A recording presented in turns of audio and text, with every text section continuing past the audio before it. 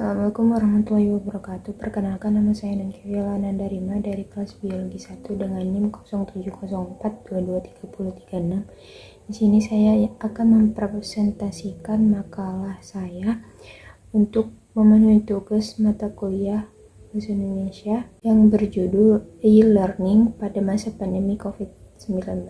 E-Learning atau Electronic Learning adalah proses pembelajaran jarak jauh dengan menggabungkan prinsip-prinsip dalam proses pembelajaran dengan teknologi perangkat elektronik. Yang dimaksud dalam hal ini adalah perangkat elektronik yang ada kaitannya dengan teknologi informasi dan komunikasi dan multimedia berupa CD atau ROM, video tape, TV, dan radio.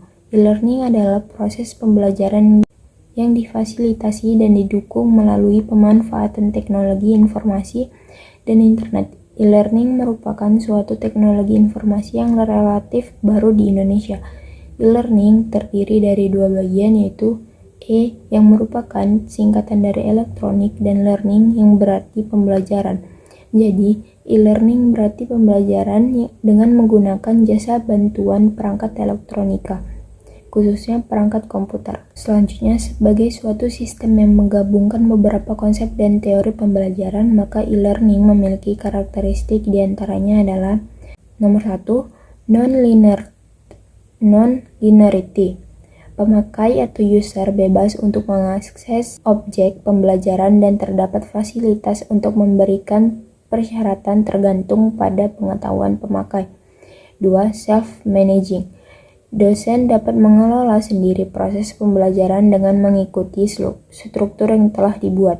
3. Feedback interactivity. Pembelajaran dapat dilakukan dengan interaktif dan disediakan feedback pada proses pembelajaran. 4. Multimedia learning style. E-learning menyediakan fasilitas multimedia. Keuntungan dengan menggunakan multimedia, siswa dapat memahami lebih jelas dan nyata sesuai dengan latar belakang siswanya. 5. Just in time. E-learning menyediakan kapan saja jika diperlukan pemakai untuk menyelesaikan permasalahan atau hanya ingin meningkatkan pengetahuan dan keterampilan. 6. Dynamic updating. Mempunyai kemampuan memperbarui isi materi secara online pada perubahan yang terbaru. Yang ketujuh, easy accessibility atau akses easy. Hanya menggunakan browser dan mungkin beberapa device yang terpasang. 8. Collaborative learning. Dengan tool pembelajaran kemungkinan bisa saling interaksi, maksudnya bisa berkomunikasi secara langsung pada waktu yang bersamaan atau berkomunikasi pada waktu yang berbeda. Pemakai bisa berkomunikasi dengan pembuat materi, siswa dan yang lain. Sistem pembelajaran yang dilakukan secara daring dari rumah masing-masing yang cenderung memanfaatkan teknologi sebagai media pembelajaran terkadang terdapat hambatan dalam penerapannya. Selama pembelajaran daring, peserta didik memiliki keleluasaan waktu untuk belajar. Peserta didik dapat belajar kapanpun dan dimanapun tanpa dibatasi oleh ruang dan waktu. Peserta didik juga dapat berinteraksi dengan guru pada waktu yang bersama, seperti menggunakan video call atau live chat.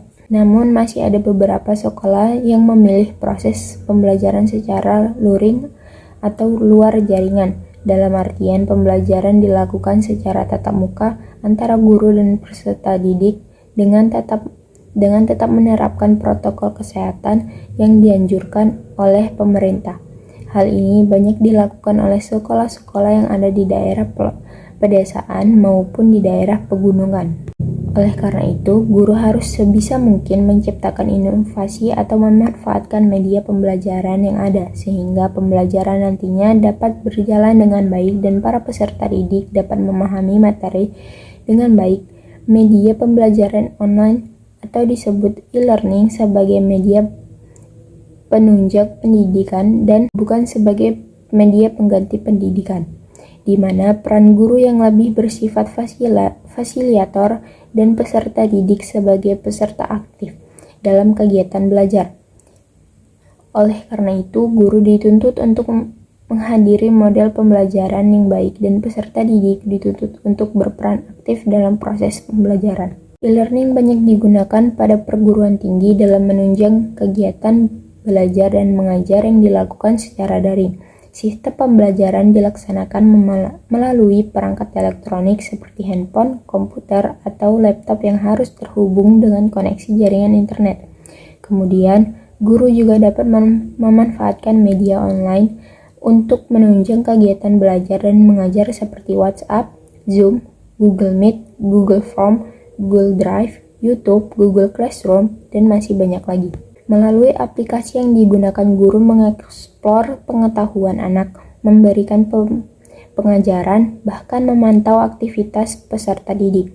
Tujuan lainnya adalah agar anak antusias dalam mengikuti pembelajaran dan mengurangi kejenuhan dalam belajar peserta didik. Dengan demikian, guru dapat memastikan para peserta didik mengikuti pelajaran dalam waktu yang bersamaan meskipun di tempat yang berbeda. Adapun kelebihan dan kekurangan e-learning, yang pertama kelebihan e-learning yaitu pengalaman pribadi dalam belajar, pilihan untuk mandiri dalam belajar menjadikan siswa untuk berusaha melangkah maju memilih sendiri peralatan yang digunakan untuk menyampaikan belajar mengajar, dan mengumpulkan bahan-bahan sesuai dengan kebutuhan. Yang kedua, mengurangi biaya. Lembaga penyelenggaraan e-learning dapat mengurangi bahkan menghilangkan biaya perjalanan untuk pelatihan, menghilangkan biaya pembangunan sebuah kelas, dan mengurangi waktu yang dihabiskan oleh pelajar untuk pergi ke sekolah. Yang ketiga, mudah dicapai.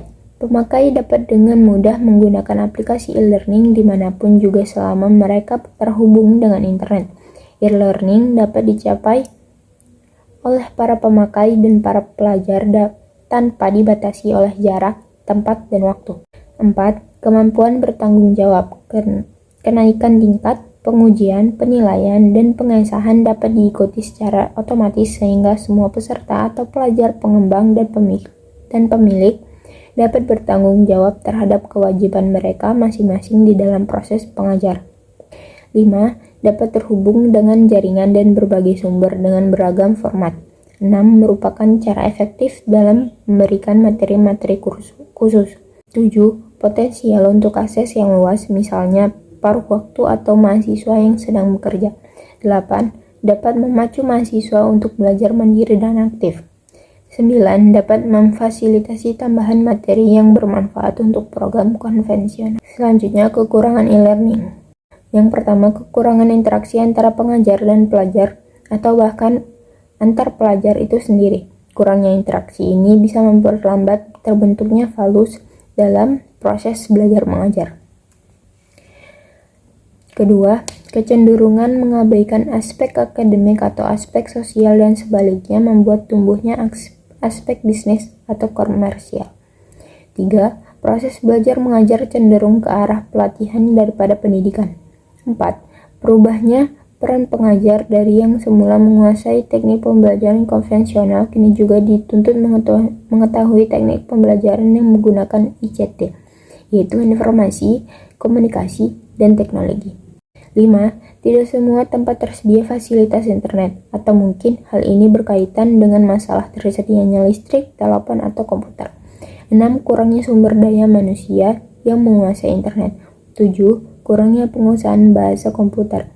8. Akses pada komputer yang memadai dapat menjadi masalah sendiri bagi peserta didik. 9. Peserta didik bisa frustasi jika mereka tidak dapat mengakses grafik, gambar, dan video karena peralatan yang tidak memadai. 9. Tersedianya infrastruktur yang bisa dipenuhi. 10. Informasi dapat bervariasi dalam kualitas dan akurasi sehingga paduan dan fitur pertanyaan diperlukan. 11. Peserta didik dapat merasa terisolasi. Adapun fungsi e-learning, terdapat 3 fungsi pembelajaran elektronik terhadap kegiatan pembelajaran di dalam kelas, yaitu sebagai suplemen yang sifatnya pilihan atau opsional, pelengkap, atau pengganti. Yang pertama, suplemen. Sebagai suplemen atau tambahan apabila peserta didik mempunyai kebebasan memilih apakah akan memanfaatkan materi pembelajaran elektronik atau tidak. Dalam hal ini, tidak ada materi pembelajaran elektronik, sekalipun sifatnya opsional. Peserta didik yang memanfaatkannya tentu akan memiliki tambahan pengetahuan atau wawasan. Yang kedua, komplement atau pelengkap. Sebagai komplement, apabila materi pembelajaran elektronik diprogramkan untuk melengkapi materi pembelajaran yang diterima oleh siswa dalam kelas, sebagai komplement berarti materi pembelajaran diprogramkan untuk menjadi materi reinforcement atau penguatan atau remedial bagi peserta didik di dalam mengikuti kegiatan pembelajaran konvensional. Materi pembelajaran dikaitkan sebagai enrichment atau pengayaan apabila kepada peserta didik yang dapat dengan cepat menguasai atau memahami materi pembelajaran yang memang secara langsung dikembangkan untuk mereka. Tujuannya agar semakin memantapkan tingkat penguasaan peserta didik yang mengalami kesulitan memahami materi pelajaran yang disajikan oleh guru tatap muka di kelas atau Sauleinen, diberikan kesempatan untuk memanfaatkan materi pembelajaran yang memang secara khusus dirancang untuk mereka. Yang terakhir, pengganti atau substitusi. Model ini oleh beberapa perguruan tinggi di negara-negara maju digunakan sebagai alternatif kegiatan pembelajaran atau perkuliahan kepada para mahasiswanya. Tujuannya agar para mahasiswa dapat secara fleksibel mengelola kegiatan perkuliahannya sesuai dengan waktu dan aktivitas lain sehari-hari mahasiswa. Baik, segitu penjelasan tentang makalah saya. Kurang lebihnya saya mohon maaf. Wabillahi taufiq wal hidayah. Wassalamualaikum warahmatullahi wabarakatuh.